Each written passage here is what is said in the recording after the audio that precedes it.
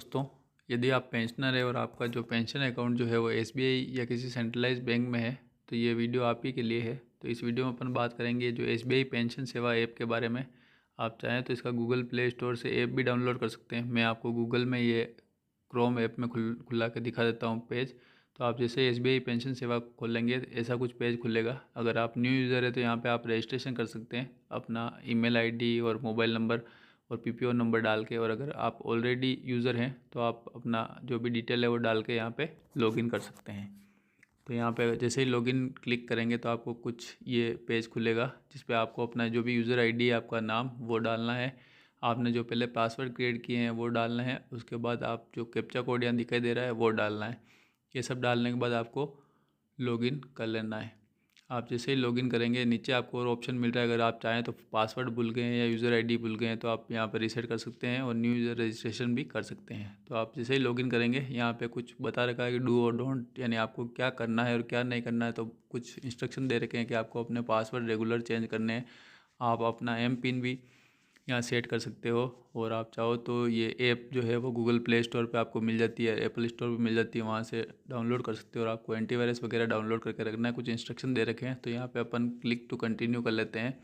जैसे ही करेंगे सीधा आपका होम पेज खुल जाएगा। यहाँ पे दिख रहा है कि लास्ट जो डिटेल दिख रही है कि 26 नवंबर 2025 को लास्ट जो है पेंशन क्रेडिट हुई है।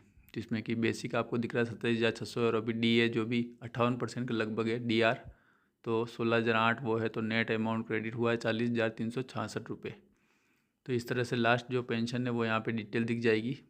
इसमें और भी बहुत कुछ आपको डिटेल देखने को मिल जाती है। पेंशनर के लिए बहुत ही अच्छा जो है ये ऐप है। यहाँ पे आपको जो पेंशन क्रेडिट होती है वो चार्ट भी देख सकते हो। जैसे कि 2025 में लास्ट 4 मंथ की अपन करके देख लेते हैं। तो यहाँ सेलेक्ट कर लिया 2025 और मंथ देख लिया मैंने, अगस्त से नवंबर तक करके देख लेते हैं। तो इसमें आपको दिख जाएगा कि पेंशन कितनी थी। कितना भी करके आप देख सकते हो तो आपको दिख रहा है लगभग 40,000 के लगभग पेंशन है वो यहाँ पे डिटेल आपको दिख रही है, यहाँ चार्ट में आपको दिख जा रही है। इसके अलावा अगर टॉप राइट कॉर्नर पे जो 3 लकीरें हैं यहाँ पे आप क्लिक करते हो तो यहाँ पे बहुत सारे ऑप्शन आपको दिख जाएंगे। जैसे कि अगर इस पर अपन पेंशन स्लिप पे क्लिक करते हैं तो आप कोई से भी मंथ की पेंशन स्लिप जो है वो डाउनलोड कर सकते हो। जैसे कि यहाँ पे आपको जो भी मंथ की पेंशन स्लिप चाहिए वो सिलेक्ट कर लेना है और नीचे जो भी ईयर है वो सिलेक्ट कर लेना है। तो आप जो पेंशन स्लिप है उसको चाहो तो देख भी सकते हो, व्यू कर सकते हो और डाउनलोड भी कर सकते हो। जैसे मैं नवंबर मंथ और 2025 चुन लेता हूँ। यहाँ पे अगर व्यू या डाउनलोड करेंगे तो आपको दिख भी जाएगी और डाउनलोड भी आपके मोबाइल या लैपटॉप जहाँ भी आप कर रहे हो वहाँ पे आपको दिख जाएगी। इसके अलावा नीचे आपको फॉर्म 16 का ऑप्शन मिल जाता है। तो फॉर्म 16 आप पे क्लिक करोगे तो कौन से ईयर का फॉर्म 16 चाहिए, तो पिछले 7-8 सालों के फॉर्म 16 यहाँ FY 2018-19 से अवेलेबल है। तो आप वो जिस भी साल का चाहिए वो डाउनलोड कर सकते हो। इसके अलावा नीचे सर्टिफिकेट डिटेल, ये सबसे मेन इंपॉर्टेंट चीज़ है। आपका जो भी BPO नंबर है उस पर आपको सर्टिफिकेट, आपका मतलब लाइफ सर्टिफिकेट और दूसरे दोनों जो सर्टिफिकेट है वो है अपडेट है या नहीं ये देख सकते हैं आप। जो कि अभी नवंबर में कराना बहुत ज़रूरी था सेंट्रल गवर्नमेंट पेंशनर के लिए, और स्टेट गवर्नमेंट के लिए भी कंपलसरी रहता है। तो यहाँ पे अपना PPO सेलेक्ट कर लेना है। वो करने के बाद कुछ इस तरह का पेज खुलेगा। यहाँ जैसे कि आप देख पा रहे हैं लाइफ सर्टिफिकेट जो है अभी एक्टिव है, जो कि डिजिटली मैंने जो है सबमिट कराया था 2 नवंबर 2025 को। ये वैलिड है 1 नवंबर 2025 से 31 अक्टूबर 2026 तक, मतलब अभी 1 साल के लिए वैलिड है। और री एम्प्लॉयमेंट सर्टिफिकेट है ये भी इसी के साथ हो जाता है। तो ये भी 2 नवंबर 2025 को सबमिट किया था और 2026 तक 31 अक्टूबर 2026 तक ये वैलिड है। तो यहाँ पे आप देख सकते हो अगर ये सबमिट नहीं होता लाइफ सर्टिफिकेट टाइम पे तो आपकी पेंशन रुक सकती है। बाकी यहाँ पे आपको और भी ऑप्शन मिल जाते हैं। जैसे कि यहाँ मैं दिखाता हूँ आपको। अगर आप ट्रांजेक्शन डिटेल चेक करोगे तो लास्ट क्या क्या ट्रांजेक्शन हुए हैं वो यहाँ दिख जाएंगे।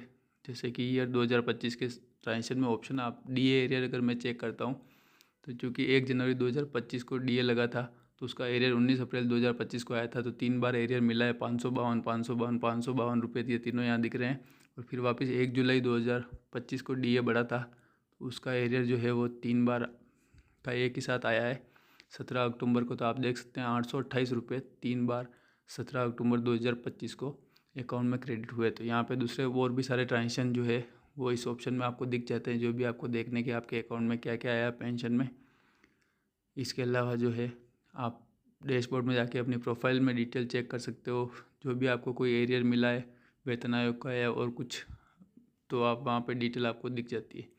इस तरह से इस पेज पे या ये जो SBI पेंशन सेवा ऐप है, इसका यूज़ करके आप अपनी पेंशन रिलेटेड सभी डिटेल यहाँ पे चेक कर सकते हैं। और आपको लगता है कि इसमें कुछ दिक्कत है या कुछ प्रॉब्लम है तो आप इसको ऑनलाइन अपडेट भी करवा सकते हैं या अपने बैंक में जाके उसको अपडेट करवा सकते हैं। वीडियो अच्छा लगा हो तो लाइक और शेयर करें। Thank you.